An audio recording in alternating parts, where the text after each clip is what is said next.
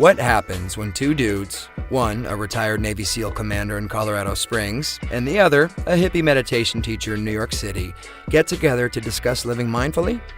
That's a great question, because we don't know what will happen either. Raw, uncut, and unapologetic. Welcome to Men Talking Mindfulness with co-hosts Jon Macaskill and Will Schneider. Each week, we take an authentic dive into how mindfulness continually impacts our lives, deepens our relationships, and allows us to be emotionally alive.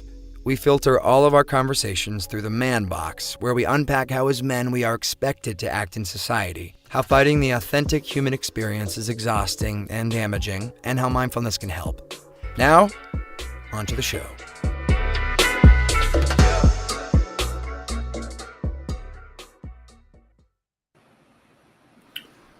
All right, here we are, Men Talking Mindfulness on a special day, a Tuesday, outside of our regularly scheduled shows. Me and Will are super excited about today's show. Today, we've got our guest, Mr. James Nestor, author of the New York Times bestseller, Breath, The New Science of a Lost Art. And the book is just unbelievably fascinating and has changed the way that I sleep, the way that I exercise. I know the same can be said for Will. Yep. The way that I eat. And we're going to get into more of that here shortly, and we'll get more of a thorough bio intro for James. But first, Will, for some announcements. Couple announcements, everybody. We still have coming up on September 15th, we're going to, instead of taking this out of podcast and giving you an experience of mindfulness, we've partnered with Movement RX. So check out the great work we're doing with them. We're going to be, we have September 9th to September 2nd, right? We have some info webinars we can jump into if you want to find out more about how this can help you and help your life, and also begin to develop the practical side of mindfulness and so what it can do for you. We also have our merchandise. So John's wearing the shirt. On the back, we have raw, uncut, and unapologetic. We also have some hoodies. We decided for this first cut to go with just charcoal gray color that we're going to do in hoodies, male and female t-shirts, as well as hoodies. And that's going to only run for 17 days. So that is going to end on September 6th. And we just dropped the link in the feed here. So get your merch. We already have some sales, John. My cousin tells me. So that's really cool. So, all right, well, let's enough of this. Let's bring James up. There he is. All right, there he is. James, great to have you. Very excited about today's show. And before we get too much into the talk, I'll just intro you for our audience, though I think most of the folks watching and listening today already know, because we've been pimping the show, and I know your book has been well read. So James, he's an author, a journalist who has written for Scientific American, Outside, the New York Times, and much more. His latest book right here, Breath, The New Science of a Lost Art, and I sounded a little breathy as I announced that, so I guess I'm going along with the theme. That was released May 26th last year, and was an instant New York Times and London Sunday Times bestseller. Breath explores how the human species has lost the ability to breathe properly and how to get it back. Breath spent 18 weeks on the New York Times bestseller list in its first 11 months of release and will be translated into more than 30 languages in 2021. Breath was awarded the Best General Nonfiction Book of 2020 by the American Society of Journalists and Authors, and Nestor has spoken at Stanford Medical School, Yale School of Medicine, Harvard Medical School, the United Nations, Global Classroom, and appeared on more than 60 radio and television shows. James, welcome to the show.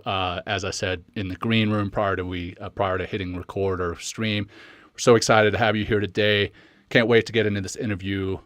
Reading Breath, I felt at times like I was reading one of Dan Brown's books, kind of the Da Vinci Code, with you down below the streets of Paris in the catacombs. But your book is all true and just mind-blowing, and your partner in the breathing study at Stanford, Anders Olsson, he's just a character. So excited to have you with us today. Thanks a lot for having me. After that intro, I'm just going to warn everyone that this talk is going to probably be terribly disappointing. So just a heads up to everyone. Be prepared for disappointment. We'll build you back up, James. No problem. We got you. Good. We got you, James. We got you. We got a lot of weight on your shoulders now. You guys have to carry this thing. Well, that makes us a little nervous. What we do to ground the show is we do a little grounding practice, James. So everybody, this is something that we've been put in the show like from actually one of the first episodes, just as a means to practice more mindfulness.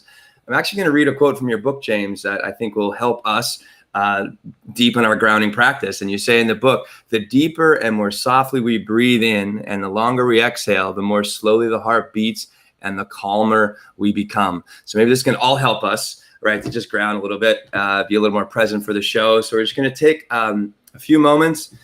We always say if like you're out there, if you're sitting, you can ground your feet. Jon likes to take his shoes off. I'm always barefoot. If you're driving, don't close your eyes, but you can still do this simple breathing practice. And if you're anywhere else, just kind of stop what you're doing and take a moment and maybe interlace your hands or ground your feet on the floor if you're sitting down. Close the eyes if that's safe for you. And we're just going to take some slow, calm breaths to help us to relax and also to slow our heartbeat. We're going to do a simple inhaling for 5 seconds. Exhaling very slowly out for 5 seconds. Everything is going to flow in and out through the nose, which we're going to talk about later, why nostril breathing is so important. But we'll just start with a nice little exhale out the nose. Try to empty all the breath out and even like pull your diaphragm all the way up underneath the rib cage to completely extinguish that exhale. And let's take an inhale for 5, 4, 3, 2, 1. Very nice. And exhale 5, 4, 3, 2, 1. Good. Inhale again for 5. Nice and smooth and easy. Exhaling, flowing out for 5, 4, 3, 2, 1. Let's do a few more. In for 5. Out easy for 5. Good, and just 2 more. Inhale. Exhale easy. And we'll just do 1 more. In for 5. Exhale 5. And just taking these last few moments, just feel how you're feeling. You know, you're a little bit less anxious or more present or whatever's going on, just kind of checking in emotionally. This is part of that being more mindful, be increasing our emotional literacy just by being aware of our feelings. Good. When you're ready, open your eyes. Let's start the show. Let's do it. James, again, super excited to have you here. I'll just jump right into some of the questions. And we were talking about before we hit stream, you did an amazing amount of research into all this, from breath work, improving our dental structure, to healing scoliosis, to helping with emphysema, to improving athletic performance at some of the highest levels, to helping sleeping and feeling better. I mean, you covered a lot in this book. That all said, your research into this had to start somewhere. Can you tell us how this all started? Yeah, it wasn't one thing in particular. It was several things that kept adding up over several years.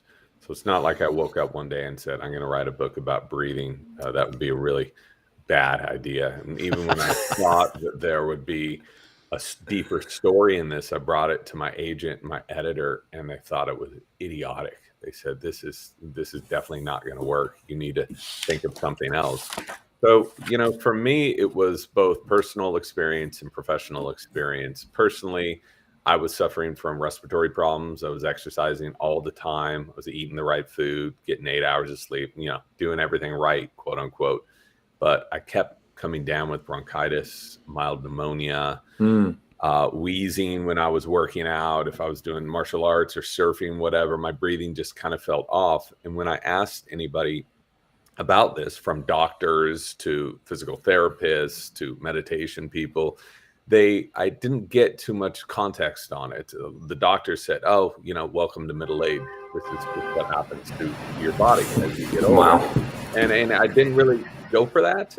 And so after dealing with this for actually a couple of years, I was invited to go to a breathing workshop, which in San Francisco, these things are a dime a dozen, right? They're on the corner. So I just picked one randomly and had a pretty powerful experience there. But as a science journalist, I didn't know what to do with that experience, right? I'm not going to write a memoir, So it wasn't until about 2 years after that I met freedivers, and I understood how you could use breathing to do something that was supposed to be scientifically, medically impossible, and yet these people are doing it every day. I said, okay, if these people can clearly demonstrate that they're doing an impossible thing, and we can understand the body in a different way, where else can breathing take us? And so that was really the jumping off point for me. It's not a clean answer. So I gave you a bit of a circuitous route into how I got started, but it was just so many things happening over a long amount of time. Yeah. Nice. Go ahead, Jon. Well, yeah, sure. I'll jump into the Stanford experiment, and not the one where we're talking about the I think the Stanford experiment. If you just say that, everyone thinks about the jail experiment, but the experiment that you did specifically with Anders the 10 Olsson, days, right? Yeah. Can you speak to that? Yeah. So, I did not set out to do a lot of self-experimentation in this book. I know that seems crazy for people who have read this book, but I can prove this when, in nonfiction, you submit about a 50, 60-page proposal on what the book is going to be about. Then you get this little modicum of cash to go out and write it, and they keep you really poor and hungry, so you want to finish it. So in that proposal, I had no part in this book, and I didn't want to be, because it always bothers me, especially in nonfiction, in science nonfiction, when the author puts himself or herself in too much into the story. But I finally came to a head when I wanted to get some data and some research on a few things that did not exist. Literally, nobody had studied it. And so after having many conversations with Dr. Nayak, who's the chief of rhinology research at Stanford, over a series of months, I kept asking him, well, how quickly can mouth breathing damage us? And can we restore ourselves through nasal breathing? How quickly does that happen? Nobody knows. Nobody's tested this. He thought doing so with humans would be unethical. They've done it with monkeys, and those stories are horrifying. That was terribly sad. Yeah, so sad. But they've never done it with people. So I volunteered because he said that there's no way. He said ethically he would have a problem getting subjects to do an experiment like this. I said, well, what if I volunteer? He's like, well, I have no money. I said, well, what if I pay for it? Which at that time, I didn't know it was going to be as expensive as it was. But I convinced Anders Olsson, big nasal breathing guy, I said, you got to walk the walk. Now you got to come out here and join this study. And he came out. So for a month to see how it goes. So for people who haven't read the book or don't know, we spent 10 days just breathing through our mouths. We were completely obstructed, zero breath through our nose. And then we spent 10 days breathing through our nose the vast majority of time. And we compared data sets. We took data 3 times a day, every day. We took every imaginable marker you could imagine. And we looked at this to see how nasal breathing and how mouth breathing would really affect the body in different ways. What was it like being a guinea pig in your own book? And it seems like you actually turned into, you just a pulmonaut yourself a little bit. So just curious what the experience was like. Yeah. Yeah. It makes it easier when you have these experiences yourself, because then you can explain them to the reader. Right. And so my role as a journalist, trying to be a very objective journalist, is to go into worlds, go into fields I know nothing about. Like, I don't want to know about these subjects, so that I'm starting in the same place as the reader. At the beginning of the book, it's like, hey, I've heard some weird stuff about this particular subject. These people are able to do this thing. I know nothing about it. Come with me. I'm going to go try to figure it out the best I can.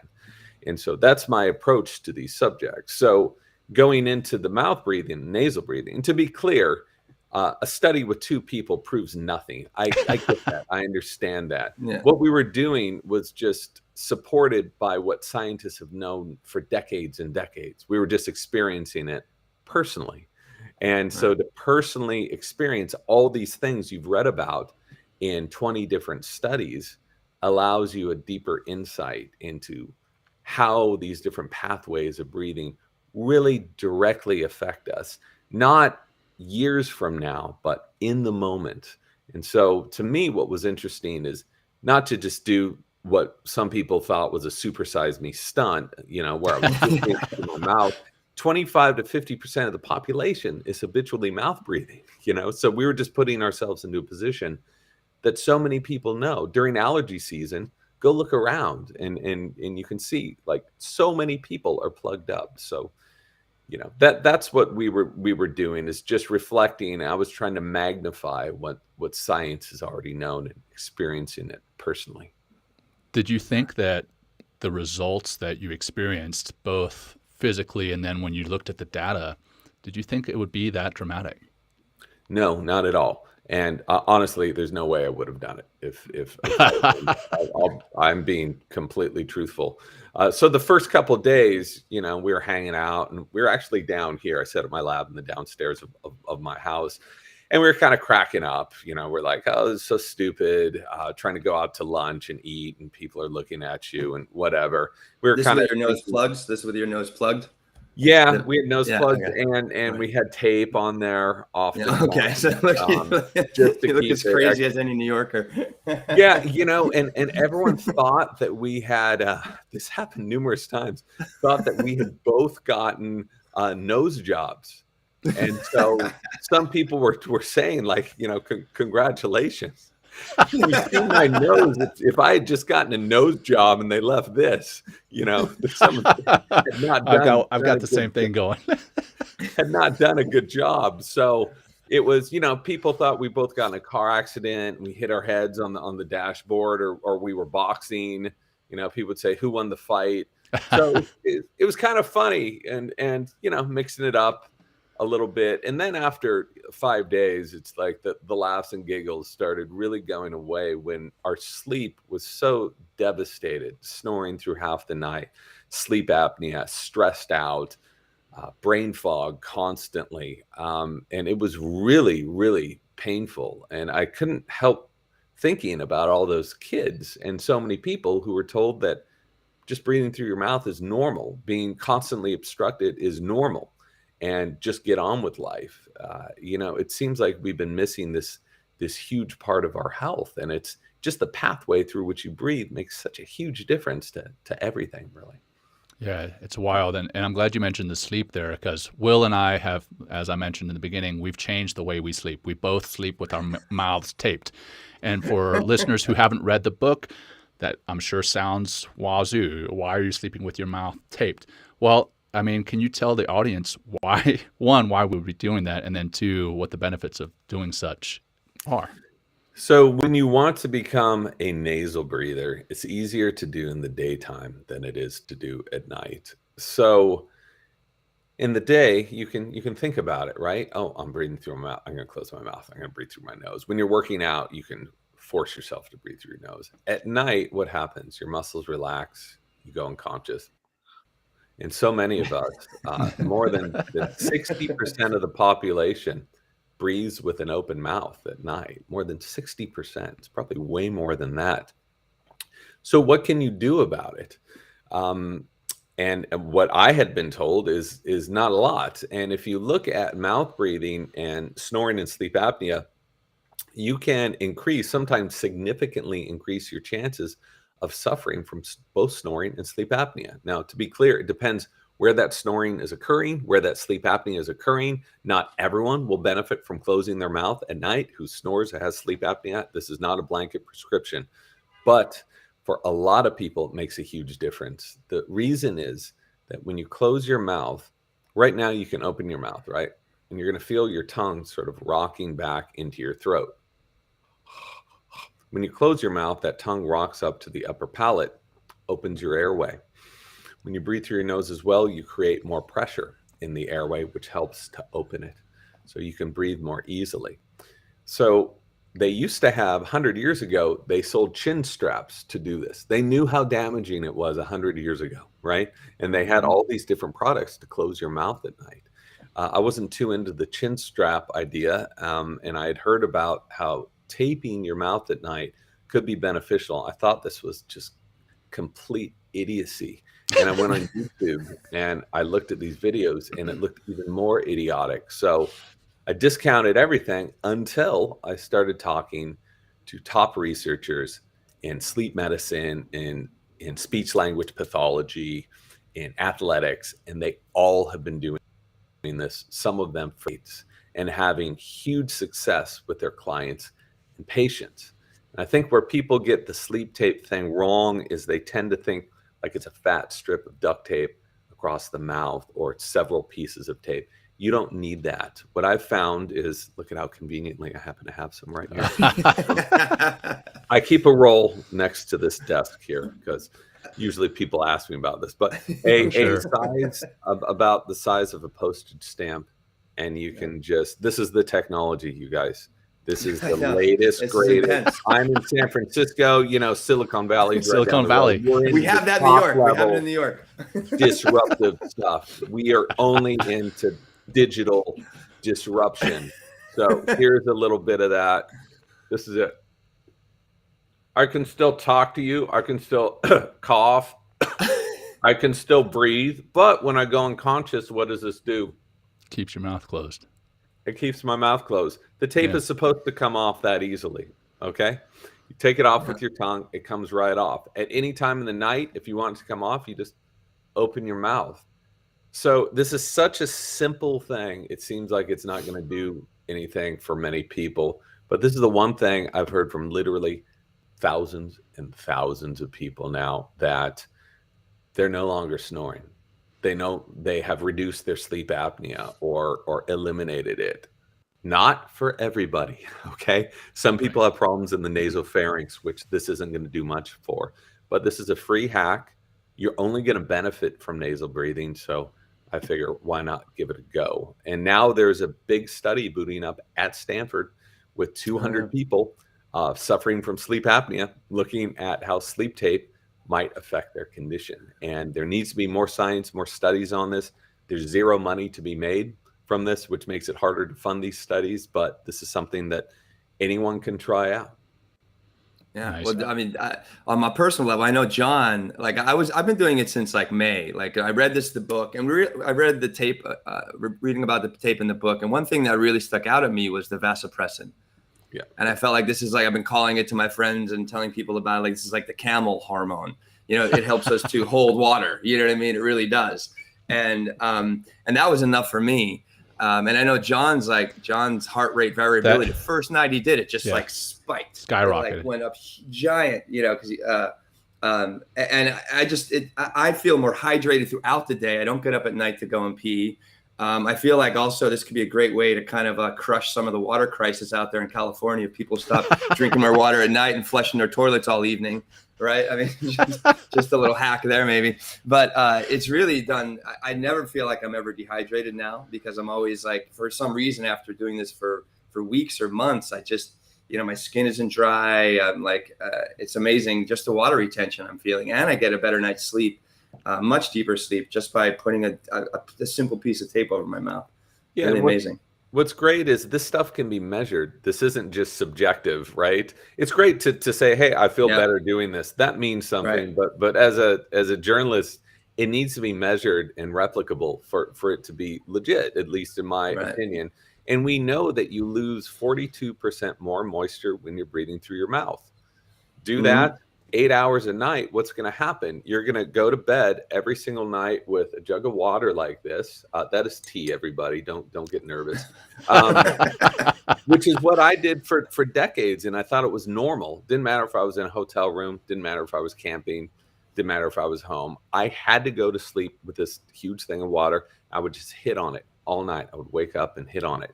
And if you look at sleep quality, mine was so drastically changed, but I didn't want to put this in the book, again, because I didn't want to make the book about me or my experience, because I'm just one person.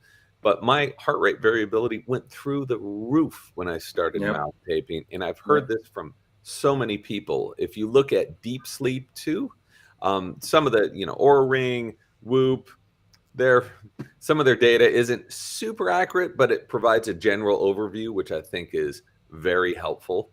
And deep sleep can profoundly increase when you're resting better. And we know that you're resting better, you're able to restore better when you breathe through the nose, as long as you don't have obstruction. So the idea that you're not waking up as often, that you wake up with more energy, that you wake up and you're not dehydrated, all of this is measurable. And once you do it, I think you really become convinced, and especially if you're one of those people who likes to measure your health throughout the day, you can see your own measurements, right? And you can see how it's working for you. But it transformed my sleep. But I was so happy, but also completely pissed off that no one had told me this in my teenage years, or my 20s or my 30s. So, but so it goes. We know it now, and this is one thing that anyone can really experiment with and see if it works for you.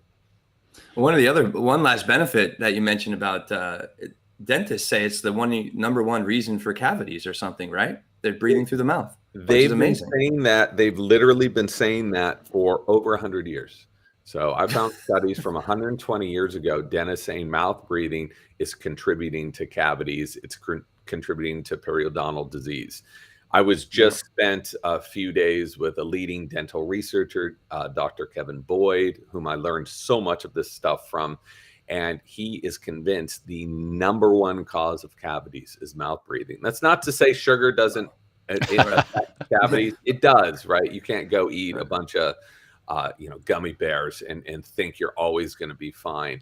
But the shift in acidity that happens in pH in your mouth through mouth breathing is so dramatic, and it creates a breeding ground for bacteria that degrades your teeth. We've known this for a long time, and yet you see all these kids breathing with an open mouth throughout their entire youth, and then adults do the same thing, and it's just such bad news. Right. I want to go back to the vasopressin really fast, not so much for a question, but a statement, just kind of echoing what you had already said, is that for probably the last 15 years, I've gotten up 2 or 3 times a night to pee. And I recently started sleeping under a weighted blanket and then taping my mouth. And that allowed me to get into that deep sleep, which I thought was kind of counterintuitive. I thought taping my mouth, I wouldn't be able to sleep. But the taping my mouth allowed me to get into the deep sleep, which allowed me to secrete the vasopressin, not get up to have to pee, which allowed me to have better sleep, which ultimately fed to a better day the next day. I just felt so much better. And it's just that if you take nothing else away from this book, or at least if I took nothing else away, I would say this book was worth a fortune. I considered going to see the doctors and everything else, and this simple little hack has changed the way I sleep and the way I feel. So thank you for that. So go ahead. I learned that from, just to put credit where credit is due, I learned this from Dr. Mark Berhenna, who's been studying sleep. He's a dentist, but he's also a sleep specialist, has been in this game for 30 years. People were accusing him of being a quack and all this crap, but his patients kept getting better, dramatically so. Right. So everything I learned about vasopressin and deep sleep, and the importance of getting into deep sleep so that you release this, because deep sleep happens at the beginning of the night, right? It doesn't happen at the end. Our sleep tends to get lighter and lighter and lighter towards the end of our sleep cycle. So to have that dump at the beginning of the night prepares you for the rest of the hours that you're going to be sleeping. So, of course, water is going to influence this too. This doesn't mean you can chug 64 ounces of water before you go to sleep. You not think you're going to pee because you're a camel now. But so I've noticed if I drink a little less water at night, and I use the tape, I love the weighted blankets. I love having something, you're in a safe, comfortable environment. I used to get up about 2 to 3 times to pee at night. Isn't this great? We're just talking about our pee schedule here. I'm sorry, everyone. We're going to move on to something else soon. Anyway, back to urination just for a moment. But I was just like you. I was chugging water at night and peeing through, and I just don't do it. Maybe I'll wake up once throughout the night because I still have this habit of drinking a lot of water before I go to sleep, because it's a layover from when I used to be a mouth breather at night, and I would be so dehydrated that I would have to just constantly hydrate throughout the night. So that is our urination segment, ladies and gentlemen. That's it. Let's move from urination to erectile tissue. I want to talk about erectile tissue in the nose. That like blew me away. I had to go back and read that again. I was like, wait, what? Nostrils have erectile tissue in them. So can you speak about that and how that affects us? Yeah. So you think when you're writing a book about breathing, you're going to be researching the lungs, maybe red blood cells, the different functions of breathing on the brain. You don't think you're going to be spending months and months like researching genitalia and how breath affects that. But that's where the research takes you. You're just on for the ride, right? You're not directing it. Apparently. Where it's going. I'm just like, oh, good God, here we go. So, yeah, we learned in the 1890s, a German researcher by the name of Kaiser learned that our noses are covered with the same tissue that covers our genitalia, and they react the same way. So they are nasal tissues engorge with blood, right, and become stiff, and then they grow flaccid when that blood leaves. And what's even more fascinating is they do this throughout the day. One nostril will engorge with blood and be slightly constricted, and the other one will open up, almost like flowers I mentioned in the book. Like one opens and the other closes every 30 minutes to around 3 or 4 hours. Right now, okay, this one's a little more clogged than my right nostril. And sometimes they're both open for a little bit, and then one will go up and one will go down. And what a trip, right? So I asked myself, I was like, why on earth would our bodies evolve this ability to do this? Everyone's noses do this from the day we're born to the day we die. And it turns out that breathing air through these different channels affects our physiology. It actually affects our heart rate, our blood pressure, even our brain function. And what a miraculous and amazing thing that our bodies are just naturally doing this throughout the day, hypothetically or theoretically, to help balance ourselves throughout the day, right? And we can hack this through alternate nostril breathing. I'm sure you guys are familiar with, but the fact that we're naturally imbued with this ability, I thought was just so cool. Yeah. One of our listeners said, "I understand Eskimo kissing better." So I thought that was so. There you go. Yeah, I haven't heard that phrase in a while, but well, there you go. But there it is. Now we understand. There it is. A little sword fight. I don't know. Someone else mentioned Pinocchio has a new meeting, and I'll just let that soak in with you guys. That was not my phrase. So I love it. It's something to think about when you go to sleep at night with that tape on your mouth, on the weighted blanket. So. All right, Will, I know you wanted to talk about CO2, man. I've been kind of hogging the mic. I do. Actually, before we go there, I think I just wanted to keep coming back to the mouth, and because we want to talk about chewing as well. So Mel's just kind of bringing in here, because I actually grew up with a very hot raised palate. I had 4 teeth removed, put braces on, all the things you talked about in the book. You've experienced the same things. Like, why is soft food, which kind of leads the mouth breathing, why is it so destructive for our health? Yeah. So this was something that I had a pretty rude awakening over, because I was just like you. I grew up, my mom breastfed me for 6 months. She's like, that was really good back then. People just weren't doing it. And I'm not pointing fingers or blaming anyone. I want to be very clear.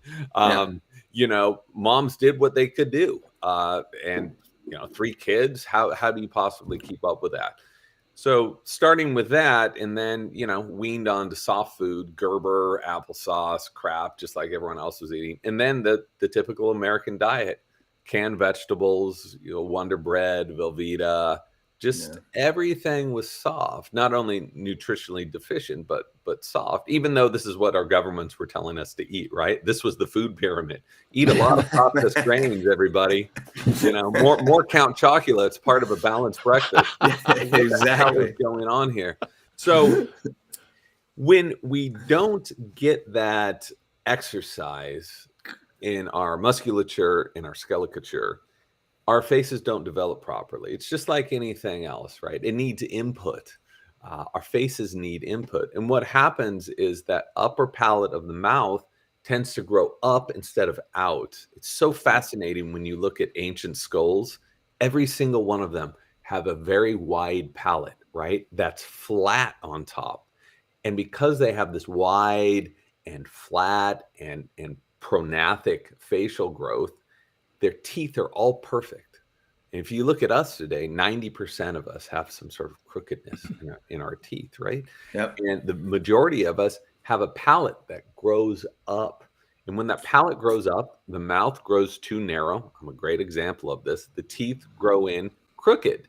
So what do we smart humans do to fix this? Instead of widening the mouth, instead of fixing the core problem, we remove teeth in an already too small mouth and then get braces and headgear to take those remaining teeth and to crane them back into our faces. So you make a small mouth smaller and you make a small airway smaller. And you don't do anything to fix that upper palate, which grows up, which can occlude the nasal passages and make it harder to breathe through the nose. So guess what happens? You breathe through the mouth. Yeah. With a smaller airway. Mm-hmm. So well, yeah, yeah, if that's not depressing enough, and if you don't believe me with any of this stuff, look at ancient skulls. Look at any other animal in the wild. Look at our ancestors 200, 300, 400 years ago. They had straight teeth. They had wide mouths. They had wider airways. So this stuff sounds crazy until you measure it, until you talk to the scientists, which is what I did. You go under the catacombs in Paris and do the Da Vinci Code. You also spoke in the book about, I'm sorry, go ahead, James. No, please. No, you spoke in the book about actually an American explorer who traveled more than Lewis and Clark, who went into these ancient or these old native tribes, and they were just like these big, burly, like 6 feet tall, perfect teeth, broad noses, broad faces, and they were just like no history of illness in there or anything like that, which I thought was like wow. And they actually. They used to, at the infant, they used to deliberately close their mouth at night and to only have them breathe through the nose. So they started at a very young age with these practices. And here they are like growing up for these like giant beastly kind of men, the way you describe it in the book, or like just big, broad people, which is just fascinating. So this was George Catlin, who I thought his story was so fascinating because a lot of us understand Native American cultures after we had already gone in there and given them, different foods and blankets and guns and all of that. But very few people went into these cultures before they were essentially colonized and eradicated. Yeah. But George Catlin did. And he spent years living with 50 different tribes for years and years and found that there were some tribes, and still to this age right now, they're understood to be the tallest Homo sapiens that have ever lived. So 7 feet tall. They're 7 feet tall. Universally straight teeth. We can see this from their skulls. They did not suffer from this rash of chronic illnesses that the vast majority of modern humans suffer from. We know that because we can look at their bones. We can take different assays and actually look at what they suffered from and what they didn't. And there are so many paleoanthropologists that do this work. And they celebrated breathing as a medicine, especially nasal breathing, so much so that it started at birth. So whenever a kid was done breastfeeding, the mother would slightly and very gently close its mouth. At night, they would watch the kid to make sure he wasn't mouth breathing. They would even, don't do this at home, new parents, they would put the infant on a plank and they would strap them to a plank at night. They believed this would help their posture, and it also made it much harder to mouth breathe this way. You can say what you want about these methods, but then you look at these people and their systems of health that they had for thousands and thousands of years before we came around and completely decimated them. And you wonder what other technologies did they know about that we don't. It's just so ironic that after we did all that, now we're turning to them as models of health. We're like, okay, we need to relearn what you all did because we've messed things up so bad here. Yeah. Wow. We have a way of doing that. I know we definitely do. Well, speaking of technology, that we have this internal technology called carbon dioxide, which is, I feel it's been like reading this book and, having taught yoga and breathing for like 10 years now, and always being like curious about carbon dioxide, but always all the teachings and they always talk about oxygen. So I'm going to quote from the book here. Everyone talks, this is quoting Anders Olsson. It says, everyone always talks about oxygen. Olsson told me during our interview in Stockholm, whether we breathe 30 times or 50 times a minute, a healthy body will always have enough oxygen. What our bodies really want, what they require to function properly, isn't faster or deeper breaths. It's not more air. What we need is more carbon dioxide. I'm going to go a little further. You also talk about how O2 bars are absolute bullshit at the airport, which I thought was kind of fun, right? $50 a pop, total bullshit, right? And then in here we go deeper into the science. And this is with Yandel Henderson. And he says, carbon dioxide is the chief hormone of the entire body.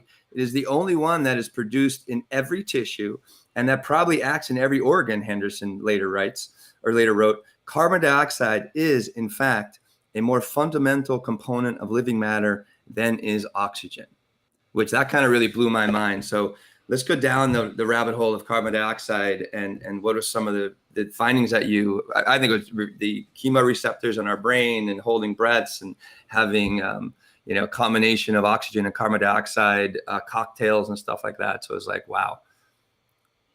So this was something that I was always taught in yoga classes or whatever. Everyone kept saying, get more oxygen in, take a deep breath. And it seems to make sense. Like the more you breathe, the more oxygen you should be getting into your body. But when you start really looking at the biochemistry of how oxygen is delivered, until you start really looking at the science, you find that that's a narrow view. So to be clear, when Yandel Henderson is talking about carbon dioxide being very important, he isn't saying oxygen is unimportant, right? Right. He's saying these two things need to work together. And we've been so focused on oxygen to our detriment because we need a balance of CO2 and oxygen at the same time to really get the most health benefits. So, CO2 is one of those things that so many of us view as a negative thing because we keep hearing about CO2 in the atmosphere. Yeah, climate change is real. There's too much CO2, but we need that balance in our bodies. And to me, what was the most fascinating about this is this was not new science, right? It was new to me. It was new to everyone I was talking to. But Yandel Henderson was doing these studies in like the 1910s. And before him, they were doing studies into CO2 and the importance of CO2 for oxygen delivery, even before that, 10, 20 years before that. So this is stuff we've known for 100, 120 years. And yet you still hear and see people saying it's all about breathing more to get oxygen. You still see oxygen bars all over the place. I've not made friends with the oxygen bar. But nor should you. As I told them, I said, listen, I'm not the one doing this research. Go talk to all the scientists. Go look at these studies from 100 years ago, and you can clearly see what's going on here. So I'm just the messenger here for better or for worse. Well, let's go a little deeper. So what you talk about a particular, I think it's Buteyko. He talks about voluntary elimination of deep breathing, and actually enhances performance, athletic performance that you talk about with swimmers and runners as well. Like, why is breathing less? What is a big quote in the book? Like, why is that so incredibly beneficial for performance or athletic performance or just our nature in general? So this concept of breathing less should really be taken in context of that the vast majority of us are breathing too much. So what you want to be doing is breathing within your metabolic needs, right? That's what efficiency is.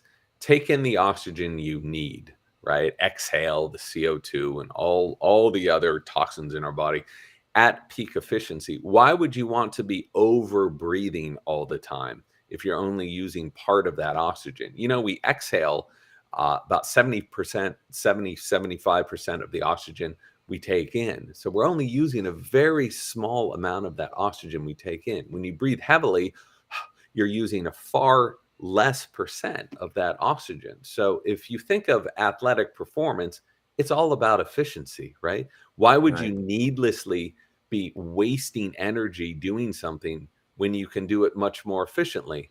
And by operating much more efficiently, that will mean you can push harder, you can go for longer, you can become a better athlete.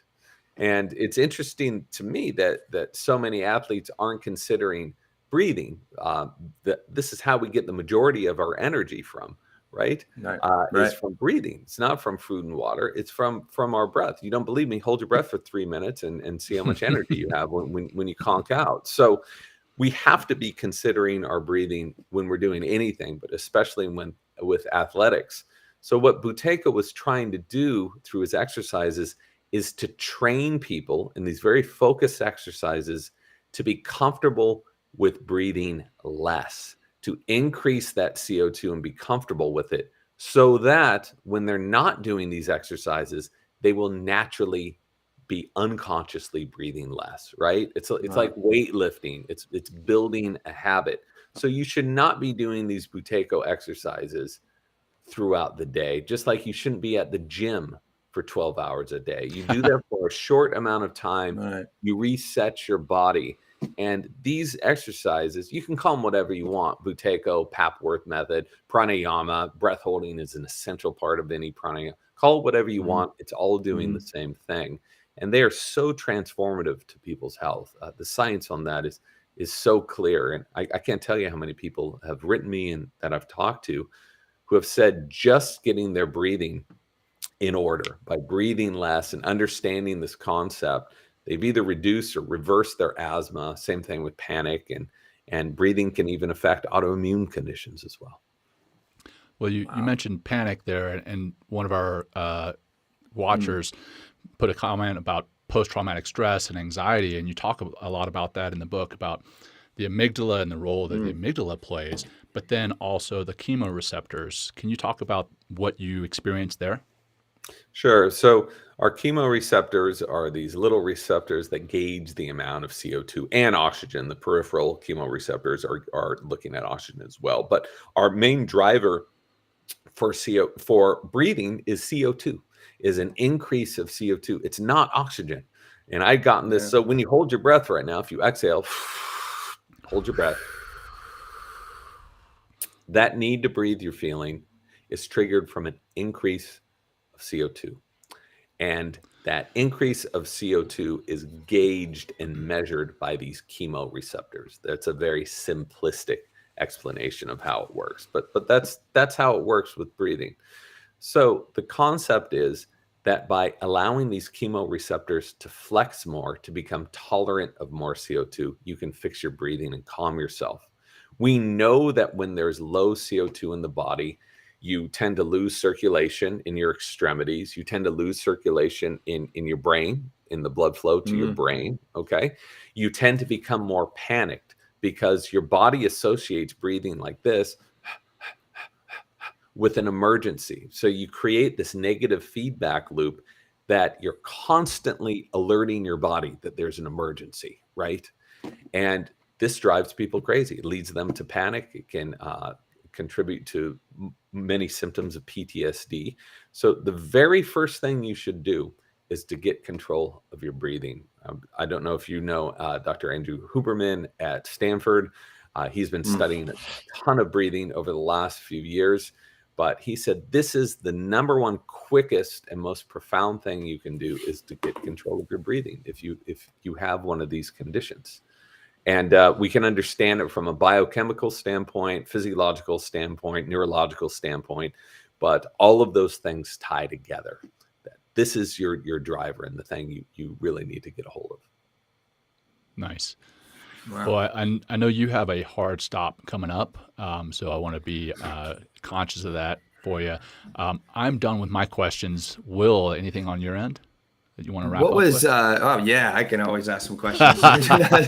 But like, what was like some of your biggest revelations from? I mean, it seems like there's so many in this book, but what are some of the biggest moments as you're writing this book and being the guinea pig and researching it? You're just like, wow, like what were some of the most profound things or experiences that you had while going through this? This 10 years took you to write this book, right? Yeah, well, 10 years from the point at which I really started getting interested in breathing. So I was not working on this. It took years and years and years to convince myself, then to convince my agent, then to convince my editor, and then to put all the pieces of the puzzle together into a proposal that I was like, I think there's a book here. I'm not quite sure. I think there is. And I had to rewrite that entire proposal. So that was about 5-6 months of work just went out the window once I started getting much deeper into the story, because I could not believe the stuff I was finding. Like literally, I could not believe that they were real and that they checked out, and that evolution doesn't work in a straight line of progress, that our teeth are all messed up because we haven't been chewing right, that CO2 was the main driver. And so it wasn't, I would love to give you a quick answer on that, but it was too many things. I kept digging and kept finding stuff. I got really obsessed. When I work on something, it's not a 8 hours a day situation. All night, I'm reading about it. All day, I'm writing, I'm reading, I'm talking to people, and I love it. It doesn't feel like work, because I'm a pretty curious person, and I want to figure out what the real core nugget is. And also I want to try to strip away some layers of bullshit that we've been fed on both sides of the aisle, Western medicine, but also new agey medicine, and just get to what is really happening. So it took a while. So many revisions of this book, 90% of the book ended up being cut out. So hopefully I'll do something with that at some other time. So this book was a complete nightmare, a complete pain in the ass. And I was so happy when it was done. But I've learned so much since it's come out. And it's been a lot of fun now working with so many researchers at top institutions on new studies, on new research. We're trying to put together a big conference, and so it's been really exciting. Yeah, you seem to be a massive champion for this work now, or just because you wrote the book, and then I guess you're kind of have turned into, seemingly for me, it's like a central figure. It's like, oh, well, there's the body of work. I'm comfortable explaining this stuff from the perspective of the researchers and other people that have put in the real work. And I try to make that very clear. I never want to be an evangelist for anything. I want to be an objective observer. So you're not going to see me on stage with a big breathe sign in the back, and saying, come on, breathe, everyone. Wim Hof is the master at that. That's his specialty. He's such an amazing dude who's done such amazing stuff. But if I can be a conduit for all of this research and these studies, which are impossible to read, by the way, they're really hard to penetrate, and to reinterpret that and put it into a language that the rest of us can understand, then I see that as being my role. But again, I want to be sure that the credit is due to the people who have actually spent so many years in these places. I'm just the filter for the information. I put it together, and I've been lucky enough to go and talk about this stuff, which even after a year and a few months, I'm still so excited because I still keep learning new things about it. Yeah. It's shocking to me that it's like 2021 and we're just understanding, just understanding what the breath can do for us, and how, like we talked about mouth breathing and chewing and soft food. And it's like, I really feel that there's a much brighter future for us. I hope so. And thank you so much for putting this book out. This has really been a huge revelation for myself and Jon. And I think our audience is blowing up here saying like, oh my God, oh my God, oh my God, I can't believe that. So it's impressive. Yeah, for sure. And the way that you wrapped up the book, and I forget whose quote it was, but you basically just said, shut your mouth. That was the biggest lesson that we can all take from the book, is if we shut our mouth more, we'll probably be healthier and happier. So James, again, thanks so much for coming on the show. Before I get into the final grounding practice, that's how we end the show as well. How can people best find you? Obviously they can look up the book. I've seen a lot of people say they've ordered it just since being on the show. What's the best way for people to get a hold of you if they have questions directly for you? It's hard to get directly a hold of me, but I try to post things on on Instagram. I'm old, so that's been a bit of a challenge, but I have someone who does that now. Mr. James Nestor, Mr. James Nestor. And trying to do the Facebook thing as well. I'm not a huge fan of social media. So again, I'm not posting all the time, but I'm just posting stuff that has to do with my research, with breathing, with other subjects that might help people and be of interest. I'm also my website. My publisher allowed me to publish my entire bibliography for free on the website. So there's about 400 scientific references with some videos and some data, because I know a lot of this stuff. Wait, you can fix scoliosis with breathing? This guy's a quack. Go check out the bibliography, check out the scientific studies and the pictures. And I also have been doing interviews with leaders in the field and posting those for free on my website as well. It's mrjamesnestor.com/breath will take you into that channel. The UX there is not too pretty, everybody. I'm getting a little harangued by people, but screw it. That's not what I do. The information is there, and it's free, and maybe someday I'll have it redesigned, but I've been a little busy. There you go. And the bibliography in this book, it's like 45 pages. That in and of itself was interesting to read, and I saw some people asking, where do you find these studies? Well, check out the bibliography. Sorry for that. I have to say one thing about that is I knew no one was going to believe this stuff unless the studies were there and the science was there and the numbers were there. I didn't believe it either. And so I had to really convince my publisher. They're like, this is absurd, dude. This thing is 45 pages. I said, it has to go in. Otherwise, it just seems so sketchy. So that's why that's there. You can choose to read it or not, but it's there if you want. And I repeated it on the website with additional studies. Yeah, it's really smart, because like you said, it is. You read the book, you're like, this is unbelievable. No way. Then you're like, wait, here's 45 pages of scientific reference and bibliography. It's like, oh my God, wow. Most James. of it's about urination. It's almost all about urination and erectile nasal erections, everybody. So you'll be nice to know that. Yeah. All right. Well, again, James, pleasure having you. We'll just, based on time, I think we'll just do another 5 second in, 5 second out breath, much like you talk about in the book. And you also talk about how that's tied to prayer and chanting. And so much of the prayer and chanting is 5.5 seconds out, 5.5 seconds back. So let's do it. I'm still pumped up from this show. Can you guys tell? All right. So let's go ahead and exhale as much as we can. And then in for 5 seconds. And out for 5, 4, 3, 2, 1. In for 5. Out for 5, 4, 3, 2, 1. In for 5. Out for 5, 4, 3, 2, 1. And last one. In for 5.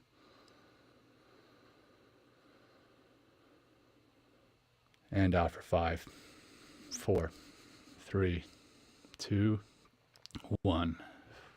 And that is a wrap. James, thank you so much, my friend. This was fantastic, educational, eye-opening, and we sincerely appreciate you and everything that you've been doing. Thanks a lot for having me. Goodbye, everybody. Thank you, James. Wonderful. Yeah, thank you so much, James. Be well, brother. Sure. Thank you for doing James, this. If you want to hang tight for about 3 seconds after the final thing here, we'll just do that. All right. Thanks for coming, everybody. Change the graphics. There it is. Thanks for joining Will and Jon on Men Talking Mindfulness. If you enjoyed the show, please like and share it with your friends and family, and please, we would appreciate a review too. Until next time, this has been Men Talking Mindfulness. Thanks for showing up.